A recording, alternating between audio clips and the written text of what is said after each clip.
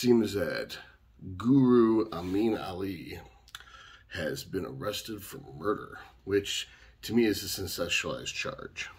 Apparently he was treating people with ibergoline, something like that. I looked it up, and it's some West African psychedelic, which is known to be a partial agonist for some receptors and an antagonist for other receptors, partially binding to the kappa, sigmoid, and mu receptors, which are opiate receptors, but also has an effect on NMDA and serotonin.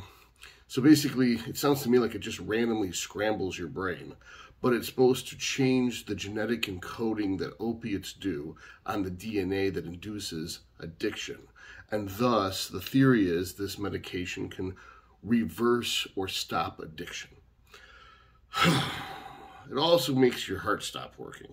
So someone used this medication, according to Colorado authorities, administered or sold to this individual from Guru Ameen Alai, and that person has died.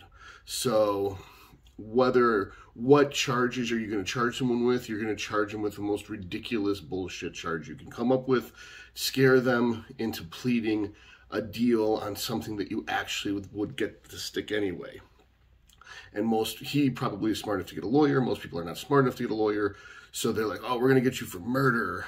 And he's like, what are you talking about? I tried to help somebody and they died. That sucks, but I didn't murder them. It's like, but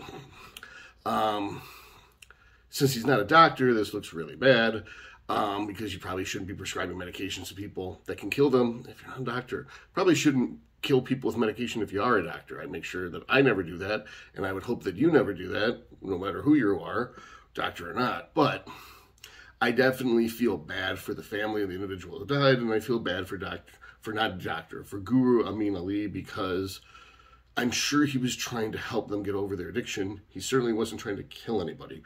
So it's certainly not murder. It's I don't know what the fuck it is. And I guess it doesn't really matter what the truth is. It's what can be proved in court. And, you know, it's just a tough situation, right? So I guess informed consent is very important. And it's probably unwise to prescribe medications to people if you're not a doctor. That would be the take-home points of this video. And I hope that everything works out for everybody involved. Obviously, the person that's dead is dead, and there's not going to be any working out for them. But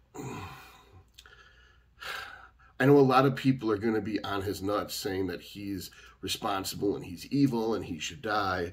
And I don't think those things. I think that whether there even was any carelessness on his part, or whether the other person didn't disclose a proper medical history or had an unresolved heart condition, that basically it decreases systolic, that's contractile, ejection fraction. So if the person had a poor ejection fraction for whatever reason, and this diminishes their ejection fraction, and it's too low, then I could see where they might have basically heart failure. And heart failure is not the same thing as cardiac arrest or myocardial infarction, but they kind of go together. So without getting to a cardiology lecture, this sucks. I feel bad for him. I feel bad for the family.